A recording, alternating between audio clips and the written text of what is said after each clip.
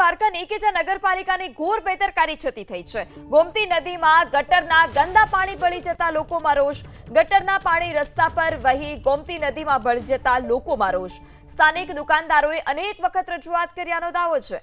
નગરપાલિકાના પાપે યાત્રિકો દૂષિત પાણીમાંથી ચાલવા માટે મજબૂર બન્યા છે। યાત્રાધામ દ્વારકાની આ સ્થિતિ માટે જવાબદાર કોણ તે પણ સૌથી મોટો સવાલ છે। શું નગરપાલિકાના સત્તાધીશોને આ દ્રશ્યો નથી દેખાતા? સ્થાનિકોની રજૂઆત છતાં હજી સુધી શા માટે કાર્યવાહી નથી કરાઈ?